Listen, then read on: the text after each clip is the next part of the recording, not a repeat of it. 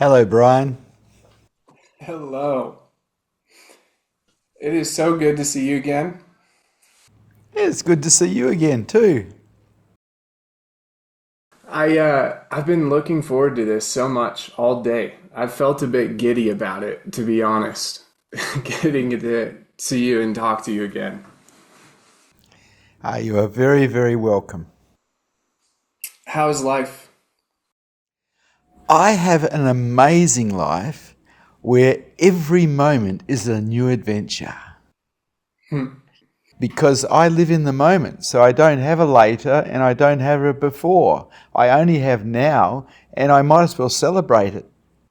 Mm-hmm. Mm. Um, it's so good to see you again. I've I was thinking about today what I was looking forward to talking to you about and getting your understanding of and perspective of. Um, and also wanted to share some of the things that I've learned from you since we talked last. Um, because our call that we had about a year ago was one of the most beautiful experiences that I've had, and also left me a little bit frustrated and because I could not figure out what I was missing. And there's been so many incredible learning lessons since last time we spoke. And it was the most paradoxically beautiful experience. And it pissed me off a lot in a lot of ways that I couldn't figure out what I was missing. And it's been such a beautiful year since then. Well, you've been very, very welcome. I'm glad it's affected you in such a way.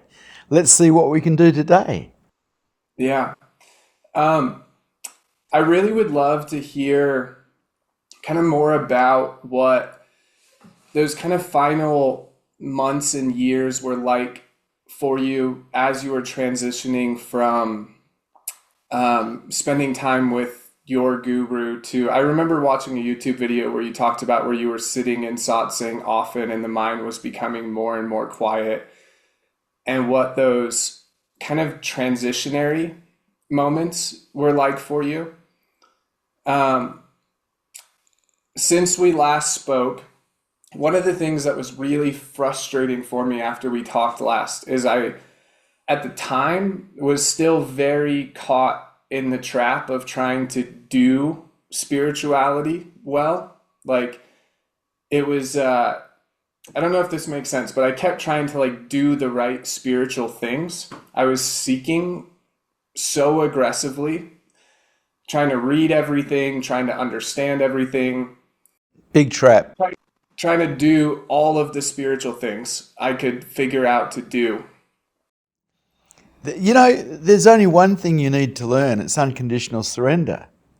There is nothing else. All the spiritual knowledge in the world will not enlighten you.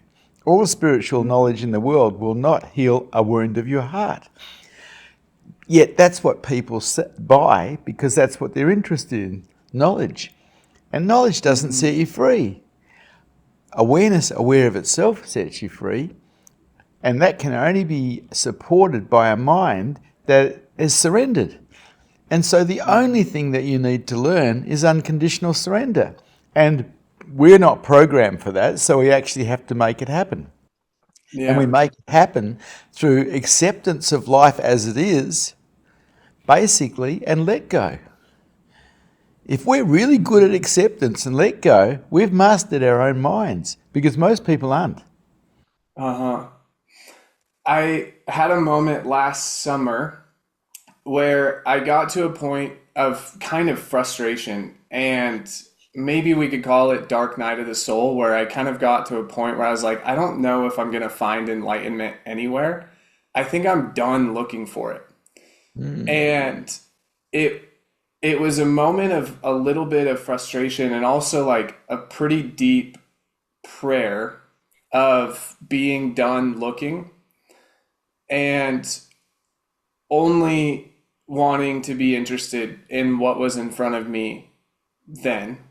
But it actually came from a point of feeling so dark in the quest of searching that I was like, I'm done with it. I'm done looking. Yep, yep, And yep, yep. A lot of people get to that point where they put so much in and they haven't got anywhere, but that's because they're collecting knowledge, and knowledge doesn't enlighten you. It educates you. yeah. But we went to school and we collected knowledge and we were able to repeat it in the examinations and we got rewarded for that. And so we're trying the same game with higher consciousness or spirituality, and it simply doesn't work. But what was so amazing is what happened after I kind of gave up the quest is all of a sudden everything became beautiful. And I had this really remarkable, almost instantaneous understanding that everything was both bullshit and beautiful all at the same time. And it's almost hard to describe because it feels like definitionless of how perfect everything is all at the same time. And it was like in a moment I understood I didn't need to think anything because everything already is. Nothing needs my thoughts. Nothing needs my opinion. Nothing needs my judgment. Nothing really needs anything from me at all because everything already is being what it is. And it was remarkably liberating because I was so attached to being in relationship to everything. I needed to think about everything, have an opinion about everything, have a judgment about everything. And it was like in a moment, I realized that everything is being what it is, regardless of whether or not I have a thought or opinion about it. And it was so beautiful because as soon as I realized that, it was the first time that I really saw stillness in its true sense. And it was the first time that my mind actually truly began to slow down and calm down. So, Brian, I need to ask you something. I need you to be present to me. You're present to a lot of things, but you're not being very present to me. And if you had have noticed me, I've been present to you the whole time pretty much. But you're talking to the air, you're talking to the roof, you're in your head. And this is the wrong way, man. Get present to me. I'm real. What you're thinking is not real. And you're too present to what's not real to even meet me. Does that make sense? Mm-hmm. I am real. But you're used to dealing with people who aren't real. And so they listen to this sort of stuff. I like people to be 100% present with me because I'm 100% present with them. And then I can hold you in beingness. While you're going off into your head thinking about what you're going to say or what you're not going to say, I can't get to you because you're lost in a dream. Does that make sense? Mm-hmm. And so you've booked this time with me, and I want to give you the time, but I'm into helping you get free. I'm not into supporting any dream, no matter how brilliant it is or how much you've seen. I'm into you being present with me so I can take you somewhere into reality. Because reality is beingness. What you think is not reality. It's a dream that most human adults are lost in. Someone who's enlightened is out of the dream completely. And you can be out of the dream pretty much completely before enlightenment if you get present moment awareness down, which means being with what is real rather than what is not. And everything you think is not actually real. Everything you see, everything you smell, everything you can touch, everything you can hear is real. Everything you can taste is real. But you're talking to me and you're not really being with me. And I'm being with you 100%. Can you see the difference? Mm-hmm. Yeah. And most people will let you get away with it, but that's not my game. I don't let people get away with not being present with me.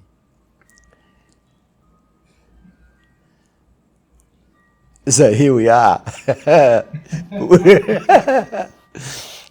Now we're meeting. Mm-hmm.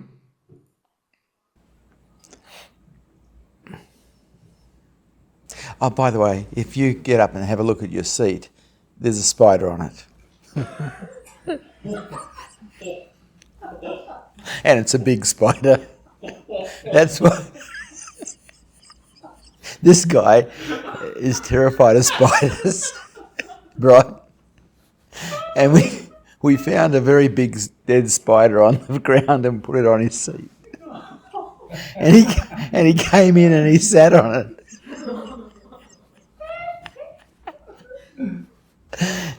You've got to have fun in this life. Life is for having fun. It's an adventure to be had. You don't get any moments back that you live in your head with. And most adults live in their heads thinking that somehow it's real. But all that time in your head is lost. And it's lost in a B-grade movie that you're producing. You know, you get together with people who live in the moment, and you're probably getting together with people who are dangerous. Because people who live in the moment are dangerous. Now, they can be businessmen, or they can be street thugs, but either way, they're dangerous. Whenever I used to come into the presence of a businessman who was switched on, he was always present, and the hairs in the back of my neck used to go up because I knew I was in the presence of danger. Getting present is one of the most important things to do. Being with what is real rather than what is not. And that's hard because we spent 12 years at school, then maybe went on to university, and we learnt to live in our heads solving problems. And so most people spend their whole life in their heads solving problems until they die. That, to me, is suffering.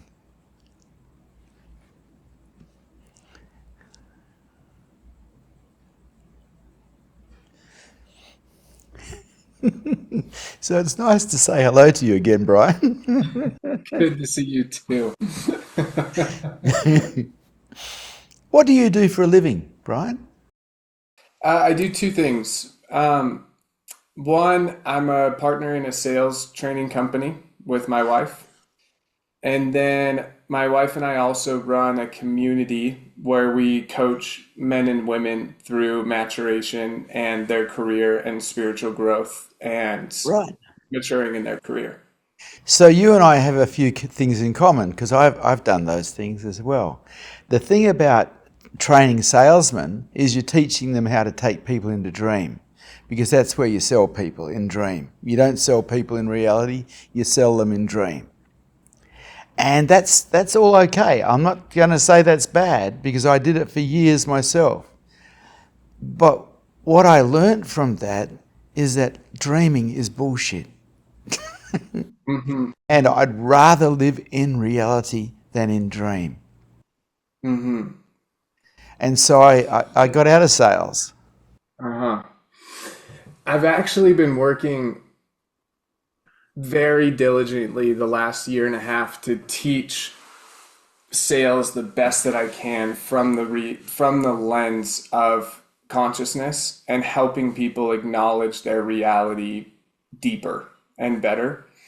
Because it was I that when I got into sales, I learned all of the hypnotic language patterns and neuro-linguistic programming, and like my first 5 years in sales, my whole game was learning how to put people in a trance to get them to a yes. Yes, exactly. That's what sales is, basically. Once I realized that that's what I was doing, it didn't sit well with me anymore. Ah, And so right.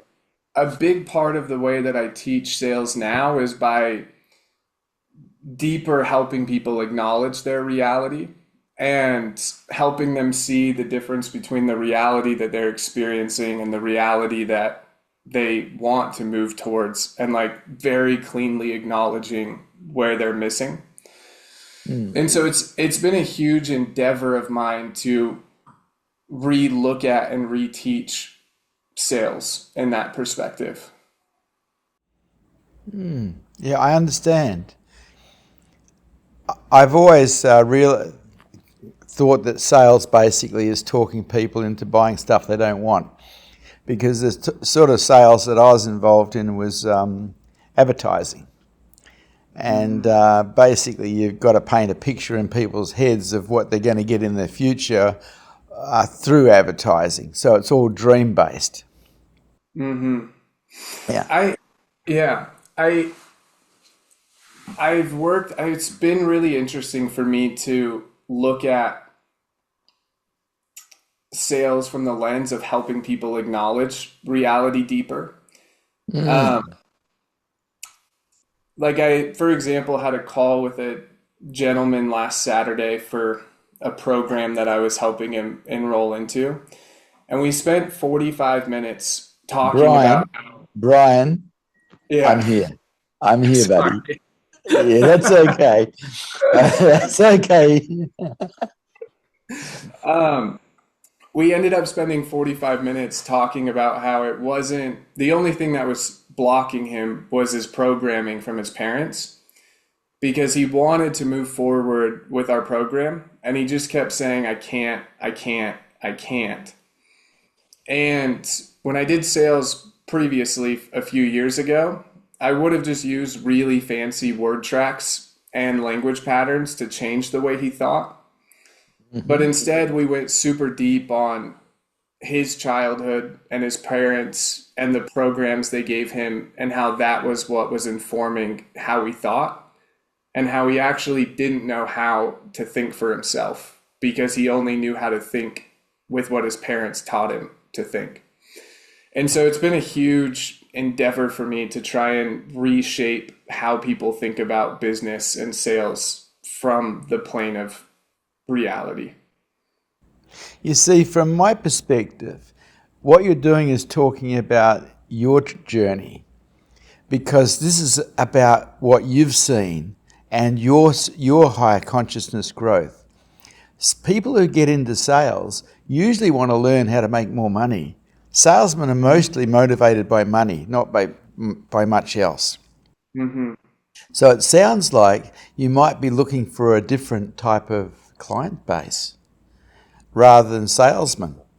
Because what I heard you telling me just now was pure psychotherapy, Mm-hmm. not sales therapy. Mm-hmm. That's And a big there is a big difference. huge difference. That's a big part of what my wife and I do in the community that we run. A lot of the clients that I have there are young men and women who weren't helped by their parents in like actual psychological maturation, and also a lot of the clients that I work with are in the very beginning phases of waking up spiritually. And so a lot of what I do with my wife is helping them stay on track the best that we can with their career and with their growth and with their family and relationships while they're in the initial stages of waking up spiritually. Okay, so that's a whole different game than sales.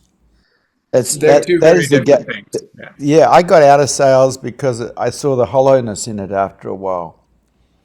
And I was in advertising, but I got into spirituality, and spirituality is about being real. It's like being with what you see, listening to what you hear, not thinking about it. And sales tends to be about thinking more than anything else, convincing through thought.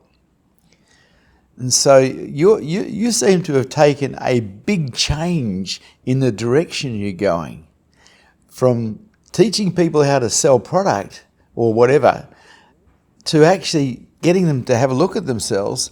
Well, the problem with that is you've got to have people who want to have a look at themselves. And so you can only ever help the willing, you can't help the unwilling. Mm-hmm. And so my feeling is you've moved more into a role of psychotherapy, helping people, but Hmm. you can only help the willing. You cannot help the unwilling. Yeah. It's been really incredible to see the last year as I've opened up that intention to help people with that. How Mm. probably similar for you with your content and satsang. With the spiritual work that we're doing with people, we haven't done any advertising or marketing, or we haven't done any business, you could say, around it. The community really has just built itself. Yeah, and you're the leader of the community Hmm. and your wife. Yeah. Oh, awesome. Yeah. Awesome. Let's hope you can lead them in a good direction. Yeah. Because ultimately, the direction in higher consciousness is to freedom. Hmm. And to go for freedom, you've got to realize what not freedom is. And not freedom is living as in your head, thinking you're a somebody. That's not freedom. Going beyond the mind is freedom. And most people won't understand that concept because enlightenment's not something we do in the West. It's not part of Christianity. But enlightenment is absolutely possible. You've got to go beyond the mind, though, not within the mind. And so you've got to find that's aware of the mind, and that has to stay aware of itself. And then you're gone. You're gone as an I. You're gone as somebody who thinks they're a somebody that's been somewhere, that thinks they're going somewhere. You are now just here, and you are now totally real. And reality is beautiful. Hmm. But most people don't live in reality, they live in dream. And that's why they suffer, because they were programmed to suffer. They were never programmed for freedom. They were never programmed for love. They were never programmed for happiness. None of us. We were programmed to be efficient little machines for 12 years at school. Hmm. And that's, when you really step back and have a look at it, it's ugly. And freedom is getting out of that programmed mind. That's freedom. Enlightenment is freedom from the mind. And so you talk to me, and I'm talking about the subject I'm interested in now. Your freedom. Your freedom.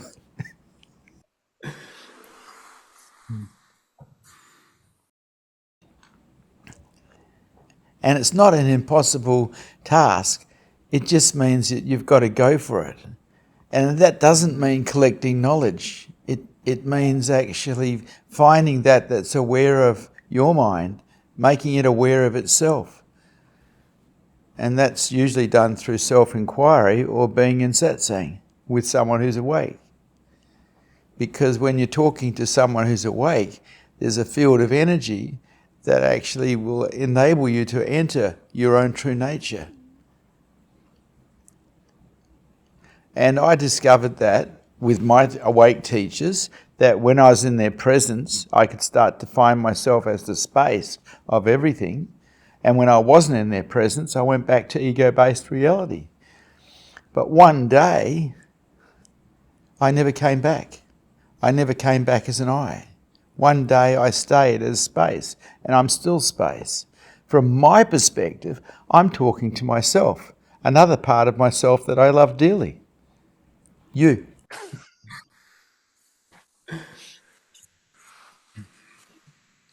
So we're talking about higher consciousness or spiritual growth.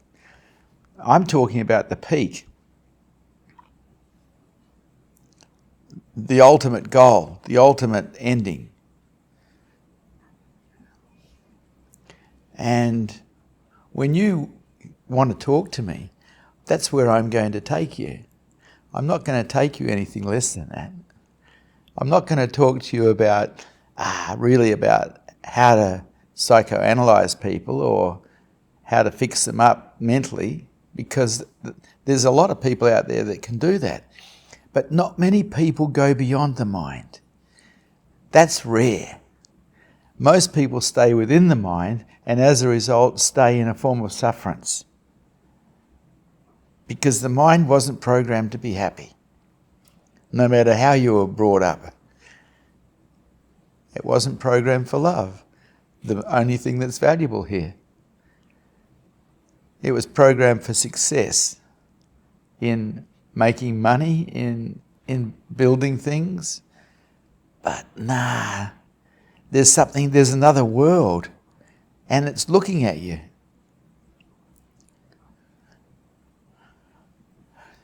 Imagine this. You look at me and you see yourself. You look at everyone and you see yourself. You feel yourself as the universe rather than just this single thing that sees everything as separate from itself. Enlightenment is brilliant.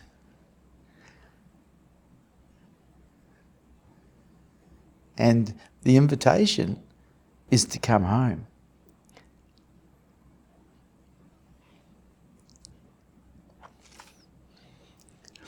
But first of all, I had to get you present to me.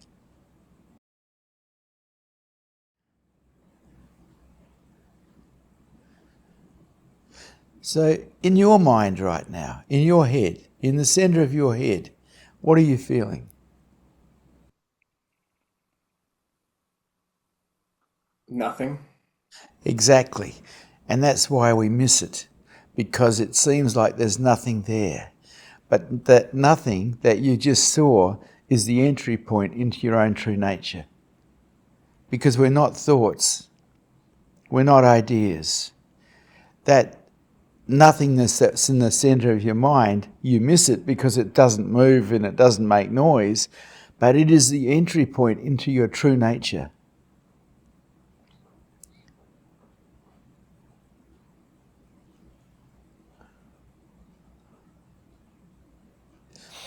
Enlightenment 101. Oh.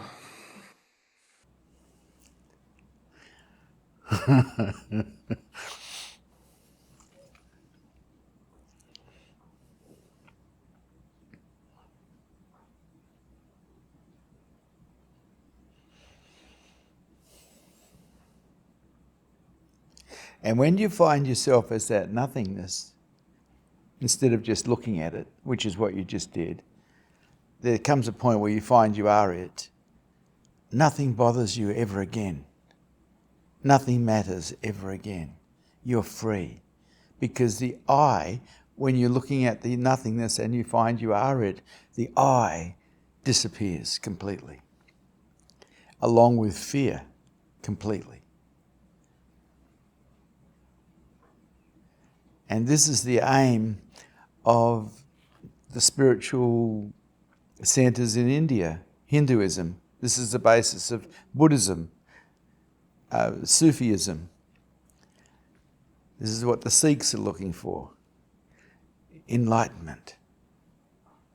Going beyond the mind, finding self as the universe, which is a major satori. But I just showed you the entry point. The nothingness that's right in the center of your head that you miss all the time because it doesn't move and it doesn't make noise. You start putting awareness on that, and it's like walking around a great abyss.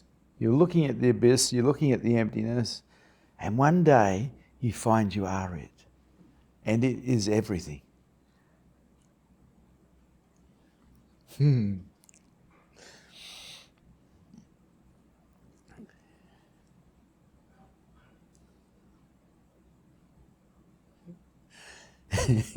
You're welcome.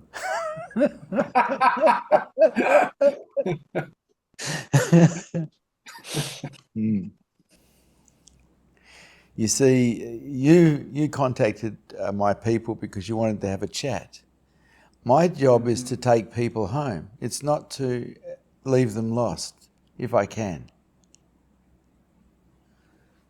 And there's not enough people on this planet taking people home. You become a light so others may see, which I think is what you want. Yeah, most definitely. Yeah. And so this is the way. But you have to find yourself as truth first. And the truth is that we are that vast emptiness, that vast nothingness that doesn't get touched by anything, ever. That was never born and cannot die. And then you're in a totally different league. You're playing a different game.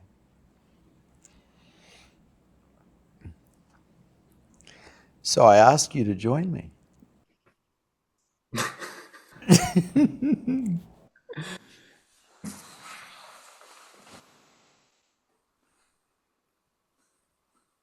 Then they might make a movie, The Life of Bryan. Yeah, just what I need.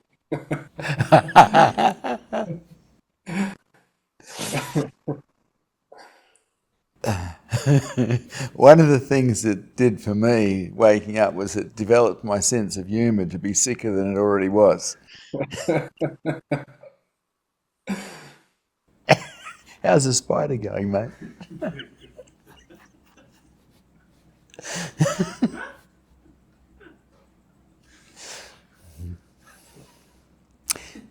Is there anything else you'd like to talk about? Well, I guess talking about anything now feels a bit silly. Yeah, it does, but when you talk to someone who's awake, there's a transmission happening. And in that transmission is the potential for freedom. Hmm. And this is why I spoke to my teachers, why I got as close as I could to them. They were awake. And I realized that the transmission was coming off them, the Buddha field that was coming off them, was an entry point into my own true nature. Hmm. I never thought that it would actually happen, that I'd ever wake up. But it did. One day, after being with one of my teachers for 2 weeks on a retreat, I never came back. Hmm. Vishrant disappeared, never came back. And I'd love to see that happen to you, because that's freedom. There's no freedom living as an I. Hmm.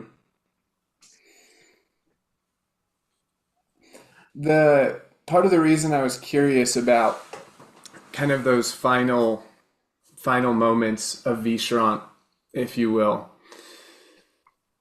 was how can I what's the best way to say I'm this? here, I'm here, I'm here, I'm here. When you talk about higher levels of consciousness supporting enlightenment, if we look at everything you just said, if you would have said those words 2 years ago to me, nothing, I mean, it could have, but my brain wouldn't have registered anything. No. As I've been meditating more and surrendering more the last 6 months, Yeah, but hang on a second. I only talk like that to people who are ready. I knew you were ready to hear. Otherwise, I wouldn't have bothered speaking to you that way. makes sense. What I was going to ask is those things you said were things that started to conceptually make sense to me, but the Mm-hmm. experience of them only happened in moments. Like if I set aside a day to meditate and to have zero inputs, there would be moments like that, like what I experienced with you. And it's almost felt like a ping pong match between those Yeah. moments and Yep. everything else. Yep. That was for the last year before Enlightenment. That's what it was like every day. Ping pong, back and forth, in and out, in and out. Beingness, ego based. Beingness, ego based. I called it flip flopping. Hmm. So was it progressive over that year where it was less and less and then it spontaneously happened? It happened as a result of my mind surrendering completely and giving itself to truth. I realized there was a deal, and the deal was everything for truth and nothing for me. Everything for God and nothing for me, whichever way you want to put it. And in that deal, Vishrant died because everything was given to truth. Hmm. And Vishrant never came back. He hasn't been seen since. We've sent out search parties, but no one's spotted him.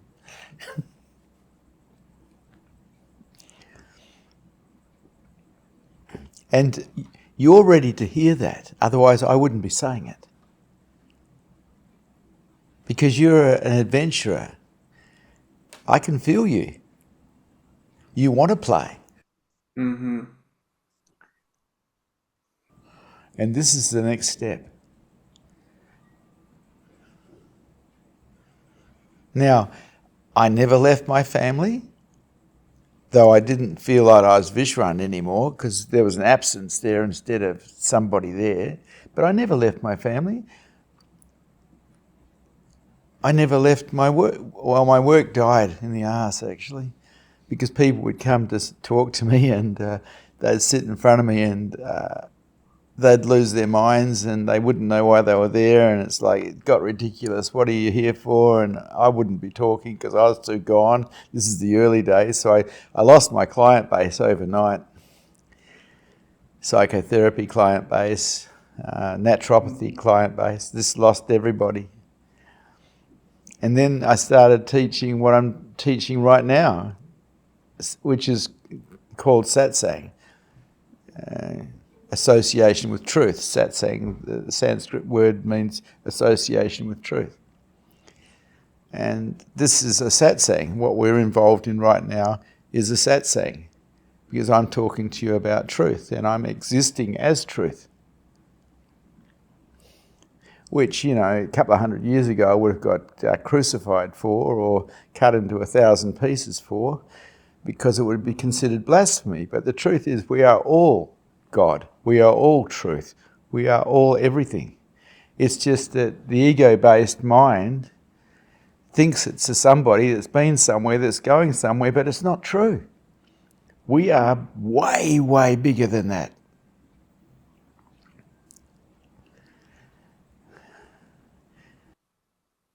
Why do you think people are so far away from asking the questions about why they're here and where they're going? Because we're supposed to know. We're supposed to know, and we look like a fool when we don't know. And people don't want to look like fools. They want to be accepted by everyone. And so they take the cowardly way out and pretend not to know anything, pretend not to ask questions. They won't ask questions because they don't want to be seen in a certain light of less than. Mm-hmm. And so they become arrogant and pretend they know when they don't know. And a seeker has to go to I don't know. That's the beginner's mind. And that's what's required for higher consciousness, the beginner's mind. Not a mind that says I know. That mind is already closed. It is only an open mind that the universe can pour itself through. And an open mind says, I don't know, show me. Mm-hmm. Like, you look at the students that you like the best. Aren't they the ones who say, I don't know, show me? Of course. Yeah. Huh. Yep, exactly. Mm-hmm. They're the ones that stand a chance. Mm-hmm. Yeah, and it's tricky sometimes, right? When someone, I guess tricky's not the word, but when you see someone being so closed off and they're asking for help, and the only thing that there is to say is you're so prideful and closed off that you're not even willing to look at what you don't know. Yeah, no, I say that. I will tell them directly. And they will go away, and and hopefully they won't come back. Because I'm here for the willing. I can't help the unwilling. I'm not going to arm wrestle people to get them free. And people like doing that. They like arm wrestling. Like, you try taking victim-orientated thinking off people. Mm-hmm. They'll fight you for their right to be a victim, even though to be a victim is a voluntary act. I mean, bad stuff can happen in life, but we turn ourselves into victims of it or not. We do that. You try taking victim-orientated thinking off people, see how they fight you for it. Mm-hmm. And what they're fighting you for is their suffering. Because as long as they remain thinking they're a victim, they suffer. Mm-hmm. Boy, you're getting a fair bit today, aren't you?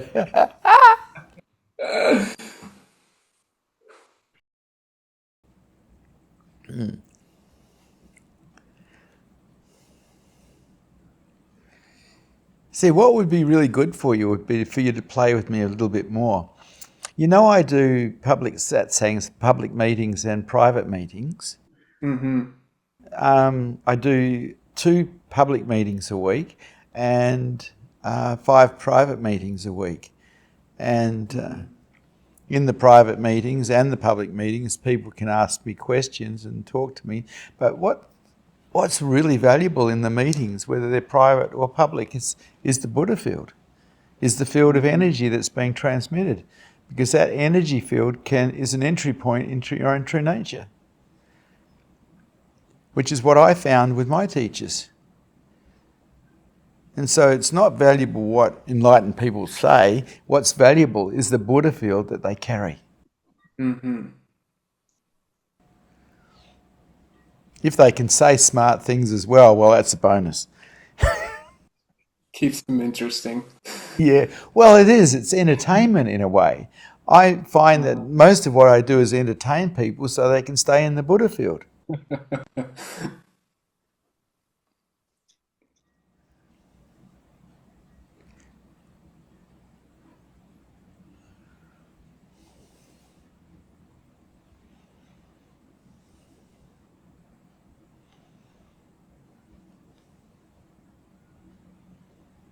You will find people who will support you in your quest for freedom, but you'll find an awful lot of people who won't. Mm-hmm. They'll support you in imprisonment.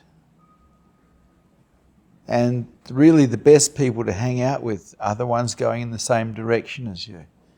The ones that are seeking freedom, seeking higher consciousness, seeking enlightenment. Mm-hmm. Because it's a bit like being in a canoe. If you've got someone rowing the wrong way, it doesn't work. You've got to all be paddling in the same direction. Mm-hmm. And what this planet needs is higher consciousness. It's the only thing that's going to save the planet. Nothing else is. Yeah. And so I'm talking to you because I want you to help save the planet, man. I want you to raise your consciousness levels to a level where you wake up and become a light so others may see.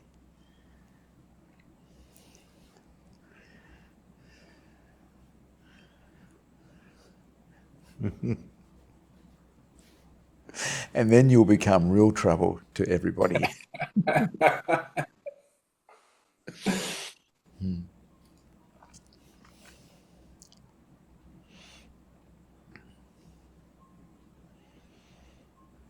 What's your experience right now?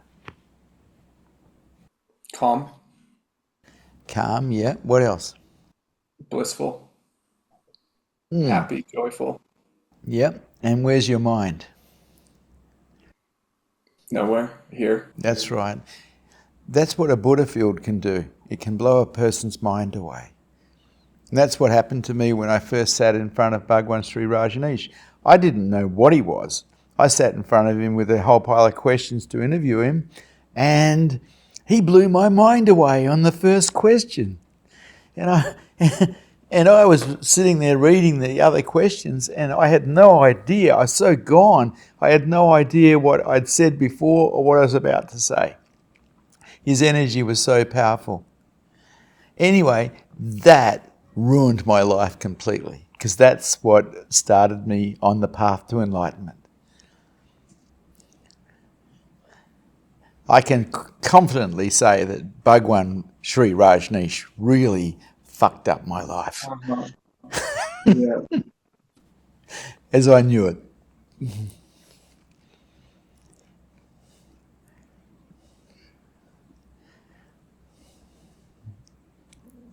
And that's my intention with you as well. Always welcome. What does the tattoo say? It says nostalgia of the past, anticipation of the future. Yeah, well, you want to leave both of them out of your life. Yeah, that was the intention with the tattoo, is to remember to not focus on those two things. Yeah, yeah, yeah, because then neither of them are real. Yet it's where most human adults live. Yeah. There's Hmm. a author, Robert A. Johnson, Uh-huh. and I was reading a book of his when I was like 23 after going through a divorce. And there was a line that said, "A man is unhappy because he's stuck between the nostalgia of the past and the anticipation of the future." And I Yeah. read it and went, fuck, there it is. That's my whole life summed up in Yeah, a yeah. sentence. Yeah, yeah. You're a ranger, aren't you? You're a redhead right through and through. Mm-hmm. And you're sitting in a room with a red wall behind you. Yeah. Yeah. Yeah, I didn't notice it so clearly before because of the red background. Ah, Yeah. one of my daughters is a ranger. Yeah. I'm Hmm. having a daughter in 4 weeks, four or Oh, 5 weeks. wow. Yeah. So, so when I woke up, I had three children. Two of them were very, very young. And I decided to remain their dad, yet the feeling of being a father had gone because the feeling of being human had gone. Because the truth is, we're not human, we're beingness. And someone who's awake is experiencing themselves as beingness. The body is just an avatar that's being used. Mm-hmm. But I stayed with my kids, I stayed with my wife, I never changed anything. I just lost my job, basically, because people's minds got blown.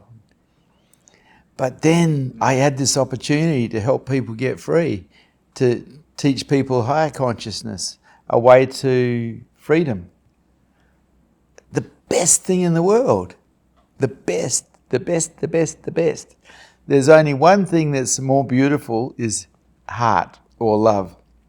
And unfortunately, most people are out of touch with that to a reasonably large degree because they're too closed. Because we perceive love in openness, and most people are defended. And so I teach people openness as a way to enlightenment because that includes heart. And I teach people present moment awareness, and you have become nicely present with me, by the way. Doing what I can. Because that's also the way. Being present to what is real, not present to what is not real. Mm-hmm. Yeah. And so those teachings can't be used by the ego. They can't be used by the ego to escape. Openness can't be used by the ego to escape. But it can be used for the perception of love, the most valuable thing any human being can experience here, love. And when love affects you, you just want to take care of everybody. You can't Mm-hmm. help it. That's how love affects you. Mm-hmm. Wouldn't this world be so much better if there was more love in it? Yeah, most definitely. Yeah, yeah, yeah, yeah. That's what I mean by being a light, showing people what's real, what's worthwhile. And the teachings of love are the best teachings of all.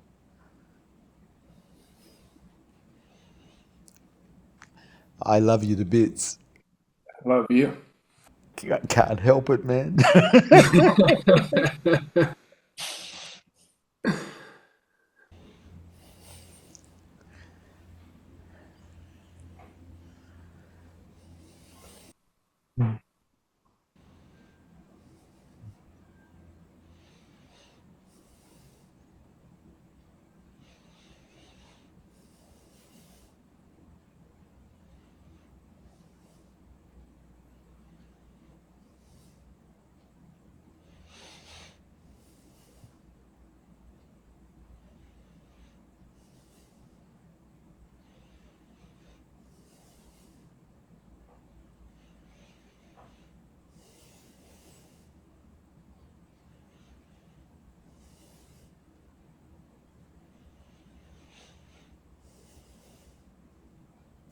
Is there anything else you'd like to chat about, Brian? No. It's been lovely talking to you again, Brian. Yes, it has. It has been.